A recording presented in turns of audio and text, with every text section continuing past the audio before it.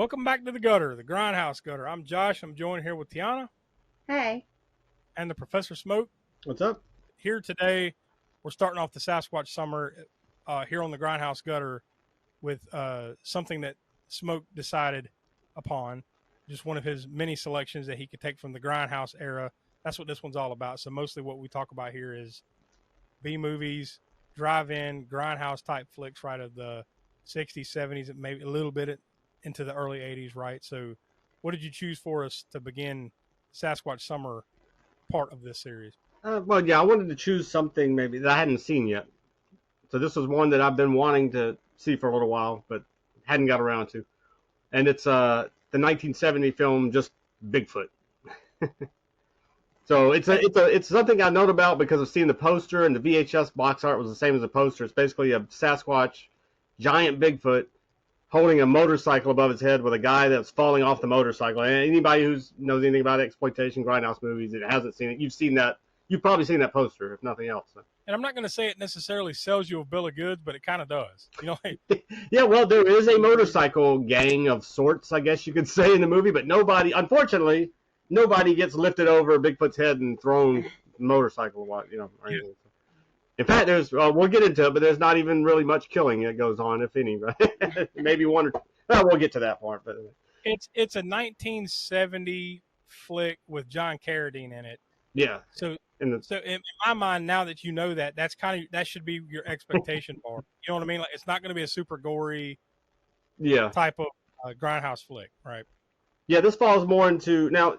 Our whole thing, the drive-ins and grindhouses. Really, the only real distinction between drive-in and the grindhouses is if you were in a more rural area, you had drive-in probably, or drive-ins. I mean, this is going back to 50s and stuff, and 60s and into the 70s, I guess.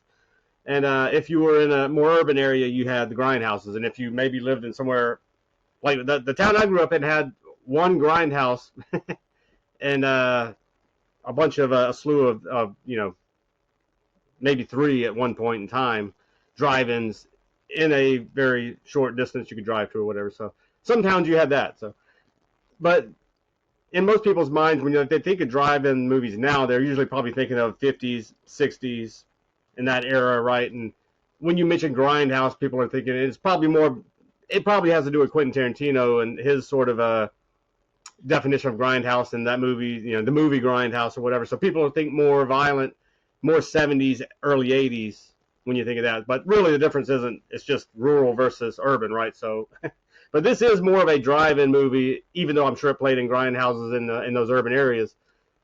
It has less gore than your average exploitation flick would. It has a lot of other actors in it too, right? Like Ken Maynard, known primarily as a Western actor. He's a cowboy in a lot of movies, going all the way back to the 20s and the silent era. Yeah, and Joi Lansing, which ironically, Joi Lansing and Ken Maynard, this was their very last movies. But you had some family members, like there was the one of the brothers of Robert Mitchum, and then one of the sons of Robert Mitchum played in this movie. It was Christopher Mitchum, and I'm forgetting the other Mitchum right away. I'm not seeing his name. Oh, John Mitchum. John Mitchum and Christopher Mitchum. And, of course, John Carradine, like we mentioned. Yeah. And another famous TV personality and a guy that had been in a lot of movies and stuff, too, at the time, Doodles Weaver. He's in it as well. So, you had some names, not big names, but, legacy-type names, right? Yeah. Other than John Carradine, I mean, he was pretty big. So yeah, there's a bunch of course, known names and actors in this movie. It's just it wasn't what it is what it is. 1970s low budget Bigfoot movie that's basically made 3 years after the what was the name of the documentary film? So support quote unquote documentary. That was the Patterson-Gimlin. The famous Patterson-Gimlin film. So the one that if you don't know it by name, you know it as the first footage, quote unquote, of Bigfoot walking, slowly through the woods, right? So everybody knows that image, at least they have burned in the head. Speaking of that, my probably first experience with Bigfoot folklore was, I don't know if you remember hearing the In Search Of TV series that Leonard Nimoy, I think, narrated, right? It says, here's a book. I got your Bigfoot right here. But yeah, they had what would have been, I don't think they called them cryptids at the time, but Bigfoot and other I don't think they had Mothman on there yet or whatever, but definitely Bigfoot. I remember seeing that on that show. And then, a little later, Legend of Boggy Creek, renting that movie, and Creature of Black Lake and whatnot. And of course, one we've done on the show a little bit later as you get into the 80s, Night of the Demon, right? Totally different path.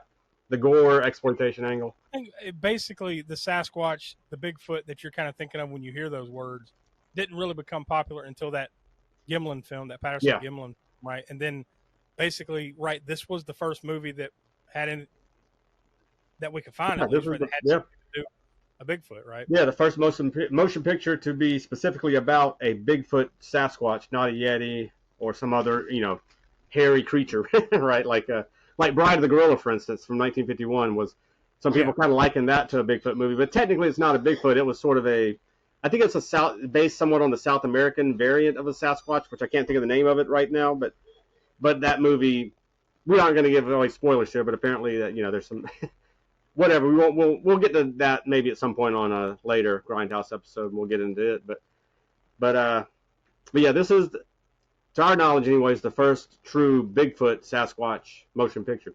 And the other thing too is that a lot of these type of movies didn't really take off until a few years later. Like this might have been the first, but it didn't start it didn't spark off like, holy shit, we got to make a bunch of movies because this one did well or anything like that. It was really what, probably 5 or 6 years later, even after this, that the Sasquatch and the Bigfoot movies really started to, by the mid 70s, it became a thing. Yeah, then it became its own sort of niche, sort of a subgenre of exploitation films, right? This one in particular, though, I would imagine is probably more known for that cast that we just talked about, and the fact that it doesn't really it's not what you expect. If you watch it, it's not what you expect from like what Sasquatch or Bigfoot would do, right? Like it's not like maiming people and stuff like that. It's more like just capturing people for mates or something like that. Yeah. There's the two women, right, in the movie. Joi, I almost called her, was it Lansing a real name? Because her name in the movie is also Joi. Yeah, it's Joi Landis in the movie. Her name Joi Lansing and the actress's name. But yeah, her and the other girl who was the girlfriend of one of the hippie motorcycle guys, right? Or I don't know if you call them hippie. I don't know. First of all, that motorcycle gang's a weird thing. They're all riding around they all have Yamahas, and I think that was a reason. I believe it was Yamaha had something to do with the movie as far as lending the bikes to it or something. Oh, yeah. But they're all driving the same types of Yamahas, and they're all like, there's an obligatory go-go dancing scene in the woods, right? Near the beginning when whatever their reason, they're trekking out in the woods on the motorcycles.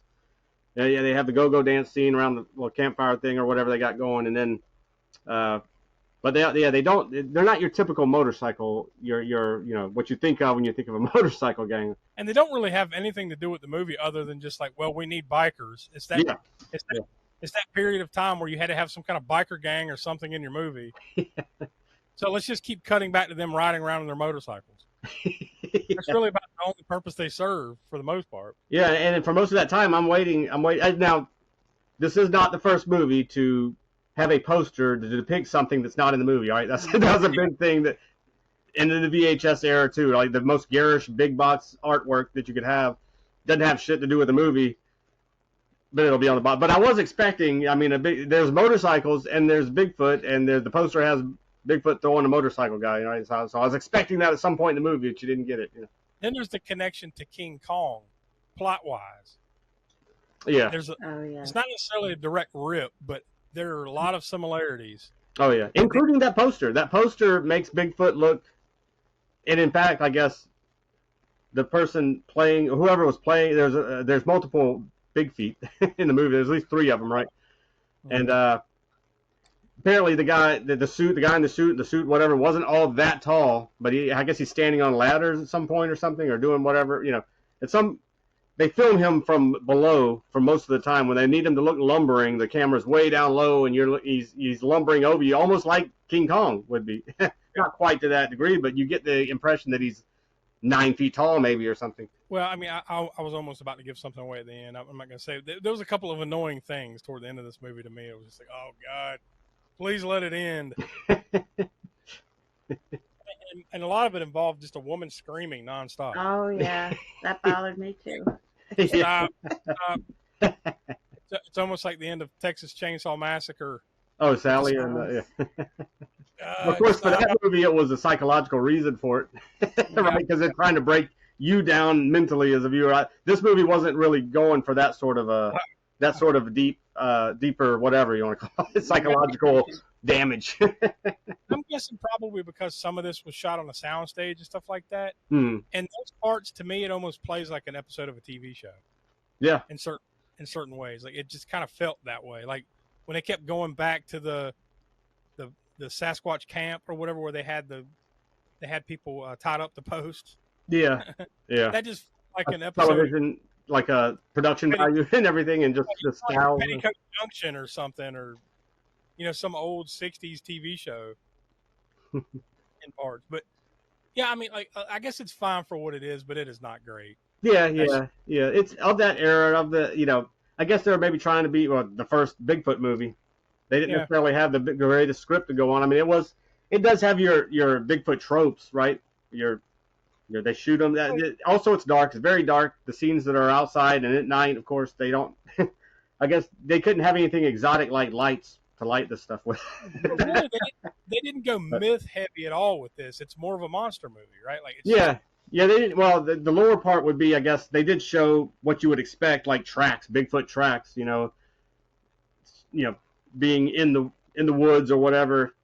So you get that aspect of, look, because I think isn't there a scene where he sticks his foot in the Bigfoot to show you the scale of human versus Bigfoot foot, right? So other than that, the fact that it's in this area in California, which usually the Bigfoot lore kind of started in the area. Well, actually, that film, the Patterson Gimlin film, was shot in California, right? But also going up further north to like Oregon and the Pacific Northwest, basically. Yeah, it said some of the mountains that they shot at, or some of the outdoor scenes were shot at the Tehachapi Mountains in California, where apparently this was an area where supposedly real life Sasquatch sightings have been. Yeah, so I mean that part of the lore they get, and then the Bigfoot tracks and prints and the way they kind of look, I guess, is similar to the way Sasquatches had been. Not depicted so much. Well, I guess it's kind of sort of like the Patterson Gimlin film a little bit, because that one is grainy. We'll get into that. We'll probably talk about that at some point, maybe in a future episode of Sasquatch Summer. But yeah, it's kind of, you got that part of the lore in there, right? That's about as much as they touch on it. Then the other part, like you said, is just kind of bringing in a King Kong monster movie sort of plot line, as well as the Sasquatch needing to breed, and because I guess you're led to believe, well, you don't know, but maybe this is the only ones that these Sasquatch are the only ones they know of themselves, so they're just breeding. And in fact, one of the youngest ones is said by one of the, I think it was Joi Lansing, right, that says something about the fact that because they leave the young one, I think there's 3 of them, right, 3 Sasquatch together. They leave, and I'm guessing they're all males, because the whole point is that they're trying to breed with these women that they've captured. And have probably done so because the young one is described as being a hybrid or whatever, probably the product of a human Sasquatch birth, right? What we do here on the Grindhouse Gutter is we let Smoke, since he brings it to the table, we let him make all the final decisions, the final call. So we give 2 ratings on this. We give the Grindhouse Gutter rating, which is essentially a 0 through 10. Best way we've always ever described it is what makes it grindhousey. All the elements of this type of movie come together to make it feel like one of those type of movies that you would watch at the Grindhouse or in the drive-in or whatever. So 0 through 10, what do you say? It doesn't, like, as we said, there's not really any killing, so to speak. Maybe one person dies, maybe a Sasquatch dies. We're not going to go into all that yet, or here as far as spoilers and whatnot, but there's definitely no gore in the movie. So exploitation elements, not really that either. It's just sort of a straightforward, although albeit very low budget, Bigfoot movie / monster movie, kind of playing off the King Kong thing, as we mentioned. So yeah, it's entertaining. I mean, I guess if you're a big fan of Bigfoot and the legend and the lore, and you haven't seen this movie, then you'll get something out of it, I guess. As far as that goes. Or if you just like drive-in movies, then it's probably worth at least one watch. So, but the drive-in Grindhouse elements themselves, I'll probably give it a 3 for that. About 0 through 5. We don't do star ratings here, we do genre ratings basically. So it's 0 through 5 like stars, except it depends on what genre of movie we're talking about. So this one being horror, right? That's probably about the only way you can classify this one. You're gonna give out 0 through 5 cleavers. So chop it up, Smoke. How many cleavers you gonna give to it? God, yeah, I'm kind of torn on it because it's not a good movie. There's certain charm in it, or whatever, and that's probably just my affinity for this era of film, not necessarily era, well, era of filmmaking, just era in general in the '70s, right? The look of them, although this one is much more low budget than others, like I said, the darkness and the darker scenes in the woods is makes for a difficult viewing experience when it's the Bigfoot action that's on screen is hard to see, right? So, but I mean, like I said, I do have a little bit of affinity for it. And not because it's a great movie or anything, but I'll at least I'll give it 2 stars. Well, there you go. That's the beginning of the Sasquatch summer here for Grindhouse Gutter. Now, we'll still be in the middle of the Sasquatch summer, obviously next month, in the month of July. So, what movie have you decided to bring to the table for next month here on the Grindhouse? I'm kind of relaxing the rules a little bit on the Bigfoot. You could say it's a Bigfoot. The movie doesn't describe him. The name Bigfoot or Sasquatch isn't mentioned. But I think he's enough of a Bigfoot-like creature to qualify it. And I really just want to get this movie on the Grindhouse because it is a fun one. It's from Ron Ormond, so that right there will tell some people. Some people will know. Most people watching this might not know who the hell's Ron Ormond, but at any rate, he was a regional exploitation Grindhouse filmmaker. The movie goes by 2 titles. The first title was The Exotic Ones from 1968, and then a retitling that it was released, I know, on VHS is The Monster and the Stripper. And it stars Sleepy LaBeef as the monster. So it's kind of a swamp creature, very Bigfoot looking, maybe not as hairy as some Bigfoots or whatever, but I think it's close enough to qualify as a Sasquatch Bigfoot movie anyways. I'm gonna force it in there anyhow. Both titles are pretty good, but The Monster and the Stripper. yeah. Definitely more exploitation. Well, The Exotic Ones kind of sounds like a 60s, which it is, exploitation. It reminds me of something that kind of brings to mind Herschel Gordon Lewis type or David Friedman, name of a movie or something like that. Well, there we go. So be ready for that next month. Go stay here on the channel. Go check out all the other series. We got more Sasquatch summer action coming to you.